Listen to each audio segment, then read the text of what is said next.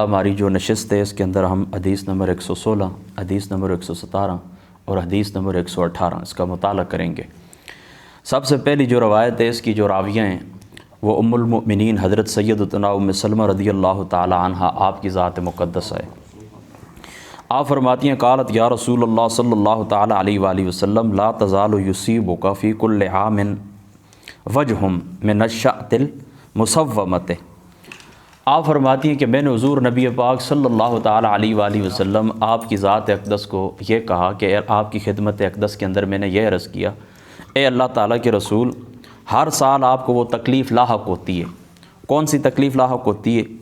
کہ جو حضور علیہ والسلام کو زہر آلود گوشت کھلایا گیا تھا خیبر کے اندر، وہ جس بکری کا گوشت تھا حضور علیہ والسلام کو جس خاتون نے وہ ملا کر دیا تھا بکری کا گوشت، تو وہ زہر آلود جو گوشت تھا وہ حضور نبی پاک صلی اللہ تعالی علیہ وآلہ وسلم کو ہر سال اس کا درد ہوتا تھا۔ تو مصومت التی اکلت، یا رسول اللہ جو گوشت آپ نے کھایا تھا وہ اس طرح کرتا تھا کہ آپ کو ہر سال کیا کرتا ہے کہ تکلیف دیتا ہے۔ قال ما اصابنی شیء منها الا هو مکتوب علی وآدم فی طینتہ، فرماتے ہیں کہ ہاں جو تکلیف میرے نصیب کے اندر لکھ دی گئی ہے وہ مجھے مل کر رہے گی۔ یہ حضرت سیدنا آدم علیہ السلام کی جو ذات مقدسہ تھی ابھی مٹی کے اندر تھے، یعنی ابھی آدم علیہ السلام کا پتلا بھی تیار نہیں ہوا تھا، تو اللہ تعالیٰ کی ذات پاک نے جو کچھ میرے نصیب کے اندر لکھا تھا وہ مجھے مل گیا ہے۔ یعنی کیا مطلب کہ آپ یہ نہ کہیں کہ جو تکلیف مجھے ہر سال ہوتی ہے تو وہ اس میں کوئی شک نہیں ہے، لیکن یہ تکلیف ایسی تکلیف ہے کہ جو اللہ تعالیٰ نے میری پیدائش سے بھی پہلے، یعنی ابھی آدم علیہ السلام وہ روح اور جسد کی درمیانی کیفیت کے اندر تھے، ان کا بھی پتلا بھی تیار نہیں ہوا تھا کہ اللہ تعالیٰ کی ذات اقدس نے وہ چیز، یعنی تقدیر کی طرف اشارہ ہے۔ ٹھیک ہے، یہ پہلے بھی میں آپ کو سمجھا چکا ہوں۔ اب آگے بات آ گئی ہے عذاب قبر کی۔ اب جو باب شروع ہونے والا ہے، ہمارا جو درس شروع ہونے والا ہے وہ عذاب قبر کے متعلق ہے۔ عذاب قبر کے ابواب ہیں حدیث پاک کی کتابوں کے اندر۔ یہ بات یاد رکھیں کہ عذاب قبر کا منکر فقط اور فقط معتزلہ ہے، یہ ایک گروہ ہے، اور بعض اہل تشیع یعنی رافضی یہ عذاب قبر کا انکار کرتے ہیں۔ باقی تمام مسلمان اس بات کے اوپر متفق ہیں، امت مسلمہ کا، تمام علماء کا، صوفیاء کا، محدثین کا اس کے اوپر اجماع ہے کہ عذاب قبر کیا ہے؟ حق ہے۔ عذاب قبر کیا ہے؟ حق ہے۔ اور عذاب قبر کا انکار کرنا حضور نبی پاک صلی اللہ تعالی علیہ وآلہ وسلم آپ کے سینکڑوں فرامین اس کا انکار ہے، اور اللہ تعالیٰ کے قرآن کا انکار ہے، اور وہ احادیث کہ جو حد تواتر تک پہنچی ہوئی ہیں، یعنی ایسا مضمون، وہ حدیث مختلف احادیث مل کر ایسا مضمون بیان کرتی ہیں کہ جو مضمون تواتر تک پہنچا ہوا ہے۔ تو اس کے ثبوت کے اوپر علماء کا اتفاق ہے، ٹھیک ہے، سوائے کس کے؟ معتزلہ ایک فرقہ ہے اور دوسرا رافضیوں کا فرقہ ہے۔ عذاب کس کو کہتے ہیں یہ بات یاد رکھیں۔ عذاب نکلا ہے عذب سے، اور عذب کہتے ہیں میٹھے پانی کو، اور عذب کا دوسرا معنی ہوتا ہے روکنا۔ یعنی عذاب کو عذاب اس لیے کہتے ہیں، اس کا معنی ہوتا ہے روکنا، یعنی اللہ تعالیٰ اس کے ذریعے، اس عذاب کے ذریعے بندوں کو اللہ تعالیٰ روکتے ہیں نافرمانیوں سے، اپنی نافرمانیوں سے روکتے ہیں۔ اور عذاب عذبن سے مشتق ہے، اور عذبن کا دوسرا معنی ہوتا ہے میٹھا پانی، شیریں پانی جو سکون دیتا ہے۔ تو اس کو عذاب اس لیے کہتے ہیں کہ دشمن جس وقت آپ کو اس حالت کے اندر دیکھتا ہے تو جس طرح ٹھنڈا پانی بندے کو ملتا ہے اور وہ سکون محسوس کرتا ہے اور تازگی محسوس کرتا ہے، اس طرح دشمن تازگی محسوس کرتا ہے اور خوشی محسوس کرتا ہے کسی بندے کو تکلیف کے اندر دیکھ کر، اپنے دشمن کو تکلیف کے اندر دیکھ کر۔ اور عذاب کا ایک تیسرا معنی بھی ہے، وہ ہے یہ جو تنکے ہوتے ہیں، خس اور خاشاک جس کو آپ کہتے ہیں، تنکے ہوتے ہیں، یہ پانی کے اندر گرتے ہیں تو کیا کرتے ہیں؟ بندے کو پانی کو میلا کر دیتے ہیں، پانی کو گدلا کر دیتے ہیں۔ بالکل اسی طرح جس وقت انسان کے اوپر عذاب گرتا ہے تو کیا کر دیتا ہے کہ انسان کی حالت کو کیا کر دیتا ہے؟ خراب کر دیتا ہے۔ میں آپ کو پہلے بتا چکا ہوں کہ یہ بات ہمارے عقائد کے اندر شامل ہے کہ عذاب قبر کیا ہے؟ حق ہے۔ اور قبر سے مراد یہاں پر عالم برزخ ہے، کیونکہ بعض لوگ ایسے بھی ہوتے ہیں کہ جن کی قبریں نہیں بنتے، ان کو مچھلیاں کھا جاتی ہیں، وہ اس طرح کرتے ہیں، آگ کے اندر جل جاتے ہیں، اسی طریقے سے درندے ان کو کھا جاتے ہیں تو ان کی پیٹ ان کا قبر بن جاتی ہے۔ تو عذاب قبر سے کیا مراد ہے؟ عالم برزخ کا عذاب، عذاب عالم برزخ، ٹھیک ہے، یعنی قبر ضروری نہیں ہے کہ ہر شخص کی قبر بنے، ہر شخص کی وہی قبر ہے جہاں پر وہ چلا گیا ہے۔ تو یہاں پر قبر سے مراد کیا ہے؟ عالم برزخ ہے۔ تیسری بات یہ یاد رکھیں کہ بعض لوگ کہتے ہیں کہ ہم نے قبریں کھولی ہیں، قبروں کے اندر ہم نے دیکھا ہے کہ کسی کو کچھ عذاب نہیں ہو رہا، کچھ بھی نہیں ہو رہا، جس طرح چھوڑ کے جاتے ہیں اسی طرح پڑا ہوا ہے، یہاں پر وہاں پر ہمیں کچھ ہڈیاں نظر آتی ہیں۔ اس کا جواب یہ یاد رکھیں کہ جو یہ عقیدہ ہے، اور یہ بلکہ ایک قول میں آپ کو پہلے سنا دیتا ہوں کہ تمام علماء اس بات کے اوپر متفق ہیں کہ دنیا کے معاملات آخرت کے اوپر قیاس نہیں کیے جائیں گے، اور آخرت کے معاملات دنیا کے اوپر قیاس نہیں کیے جائیں گے۔ عذاب قبر کا تعلق کس سے؟ اس جہان سے، اس کو عالم برزخ کہتے ہیں، یعنی اس جہان اور حشر کے درمیان یہ ایک درمیانی راہ ہوتی ہے، تو یہ ایک درمیانہ عالم ہے اس جہان کے درمیان اور اس جہان کے درمیان۔ لہٰذا کیا ہوتا ہے؟ وہ اخروی معاملات ہیں، دنیاوی معاملات نہیں ہیں، لہٰذا ان کا ان کے ساتھ تعلق ہی نہیں ہے۔ آپ کو جو کچھ نظر آتا ہے یہ دنیا ہے، اور مردہ جس جہان کے اندر پہنچ جاتا ہے وہ اس دنیا کے اندر نہیں ہوتا، وہ عالم برزخ کے اندر ہوتا ہے۔ ٹھیک ہے، دیکھیں رسول پاک صلی اللہ تعالیٰ علیہ وآلہ وسلم آپ تشریف فرما ہوتے تھے، حضور علیہ الصلوۃ والسلام کے پاس فرشتے آتے، جبریل امین آتے، تو حضور علیہ السلام کہتے یہ جبریل امین ہے، مجھے خبر سنا رہے ہیں، مجھے اللہ تعالیٰ کا یہ پیغام سنا رہے ہیں۔ لیکن پاس بیٹھے ہوئے جو لوگ ہوتے تھے، صحابہ پاک ہوتے تھے، ان کو نظر نہیں آتے تھے، لیکن انہوں نے کبھی نہیں کہا کہ یا رسول اللہ ہمیں تو نظر نہیں آتے، ہم تو نہیں دیکھتے ان کو، نہیں، جس طرح حضور کہتے وہ تسلیم فرما لیتے۔ تو کیا مطلب ہے کہ اس جہان کے اندر اس جہان کو قیاس نہیں کیا جائے گا، ہمیں نظر آئے یا نہ آئے، عذاب قبر کے اوپر ہمارا ایمان ہے۔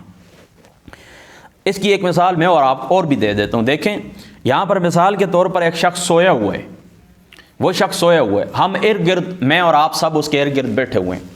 اب وہ خواب کے اندر کبھی اپنے آپ کو کراچی میں دیکھتا ہے، کبھی وہ اپنے آپ کو آسمانوں میں دیکھتا ہے، کبھی خواب کے اندر وہ کیا دیکھتا ہے، یہاں تک کہ وہ جو کچھ خواب کے اندر دیکھتا ہے اس کے جسم کے اوپر اس کے اثرات بھی ہوتے ہیں، اس کا جسم اسی طرح کانپ رہا ہوتا ہے۔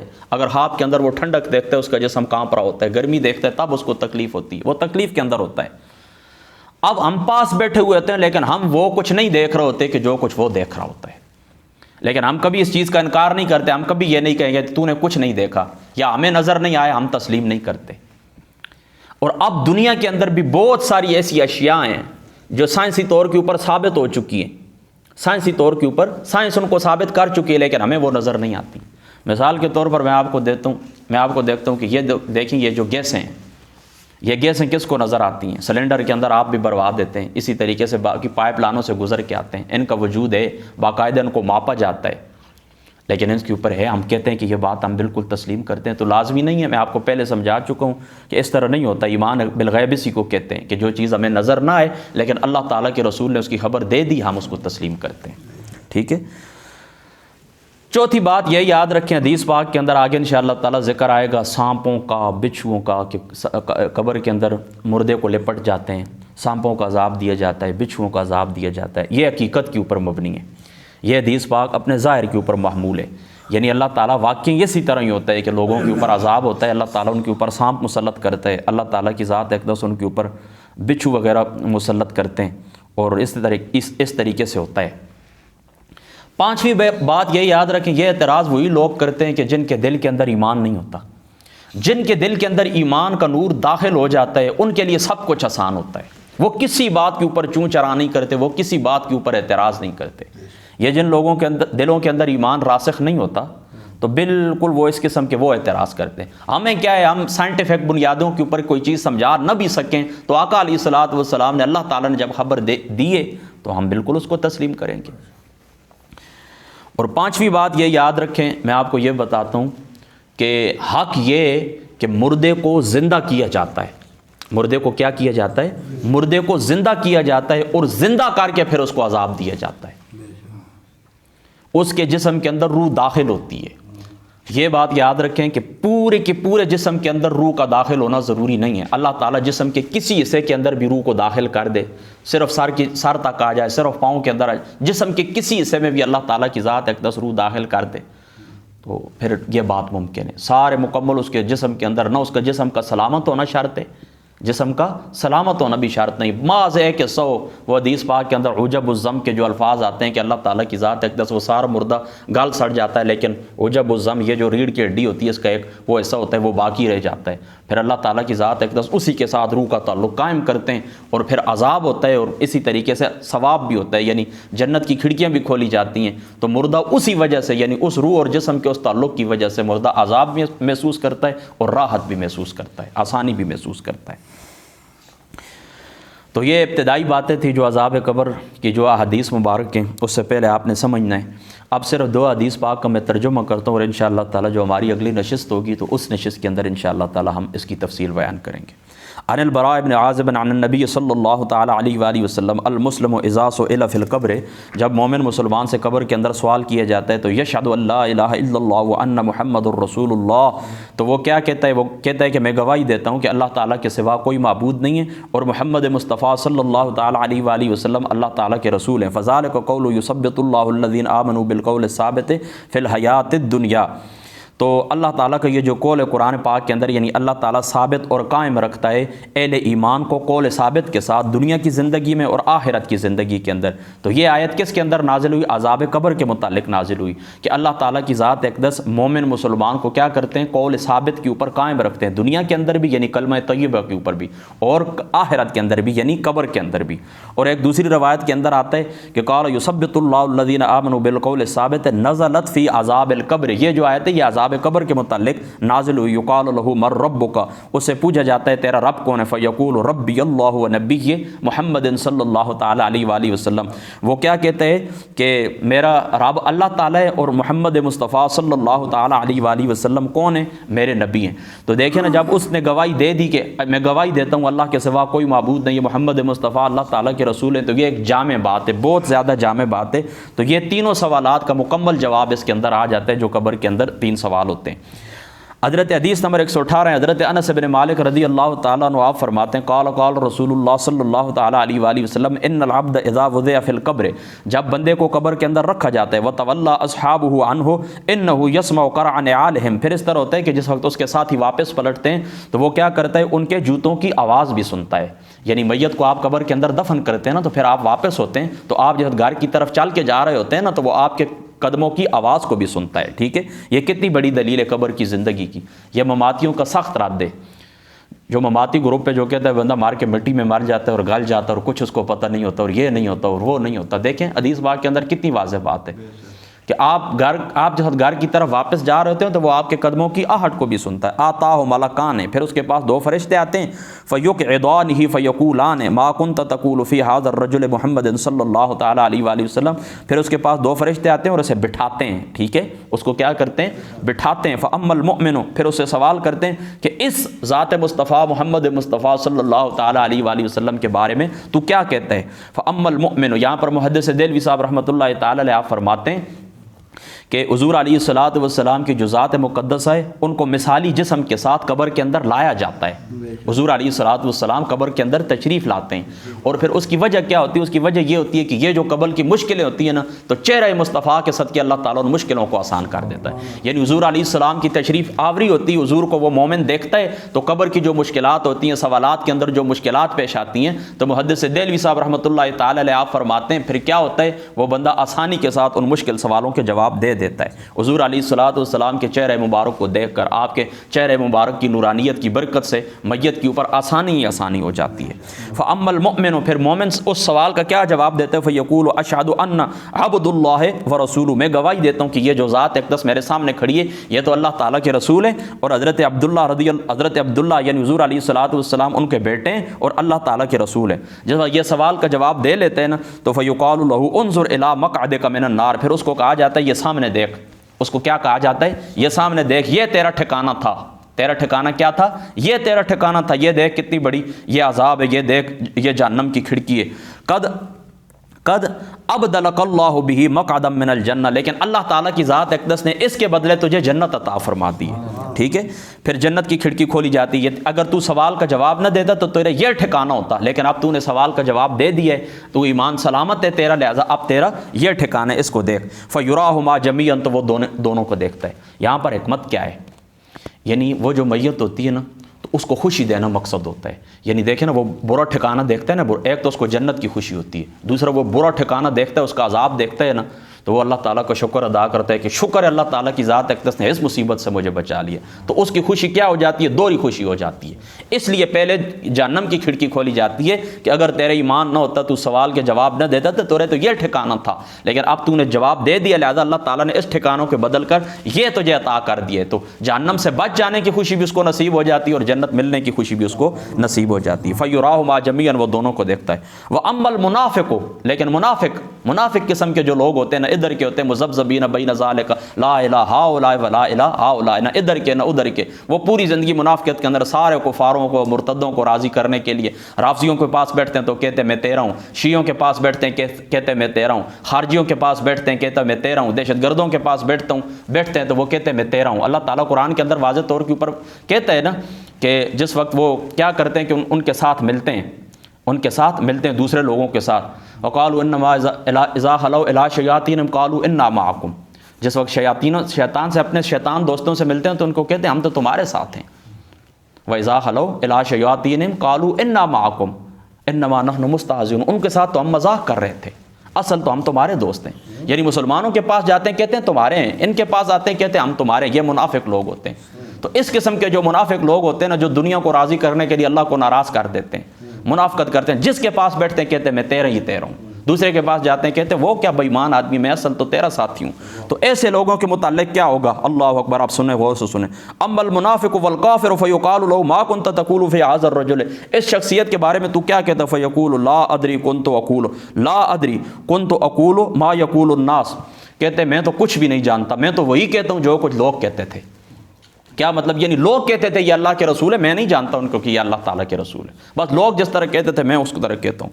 فیقول لا ادری كنت اقول ما يقول الناس, جو کچھ لوگ کہتے ہیں. فیقال لا دریت ولا تلیت, اور تو نے نہ اپنی عقل سے کچھ کام لیا نہ تو نے قرآن کی اتباع کی ہے. لا دریت ولا تلیت, یعنی تو عقل سے بھی تو نے نہیں دیکھا اللہ کی توحید کے دلائل تھے, رسول پاک صلی اللہ تعالیٰ علیہ وسلم کی رسالت کے دلائل کائنات کے اندر موجود تھے. اگر تیرے پاس پیغام نہ بھی آتا, فقط تو اپنی عقل کا استعمال کرتا, تب بھی تو جان لیتا کہ یہ اللہ تعالیٰ کے رسول ہے, تب بھی تو جان لیتا کہ اللہ تعالیٰ اس کائنات کو چلانے والے. توحید کے اوپر بھی تیرا ایمان ہوتا, رسالت کے اوپر بھی تیرا ایمان ہوتا.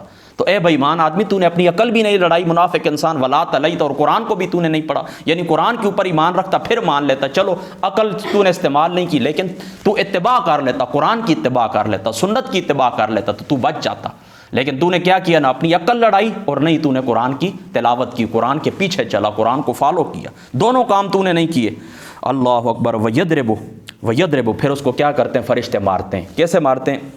بمطارق من حدید ضربتن, اے ودان جس کو آپ نہیں کہتے بہت بڑا تھوڑا, وہ اس کو مارتے ہیں, ٹھیک ہے, سختی سے مارتے ہیں. اللہ اکبر. فیصیح صیحۃ, وہ اتنی بڑی چنگاڑ چنگارتا ہے نا, یعنی اتنی بڑی وہ چیخیں مارتا ہے. یسمع من یلیہ یسمعھا, یہ الفاظ مجھے نظر نہیں آ رہے ہیں, بہرحال اس کا ترجمہ غیر الثقلین, اس کا ترجمہ یہ کہ جنوں اور انسانوں کے سوا ساری مخلوق اس کی چیخ کو سنتی ہے. یعنی جنات نہیں سنتے اور انسان نہیں سنتے, ٹھیک ہے. وہ کیا کرتا ہے؟ وہ جواب نہیں دیتا.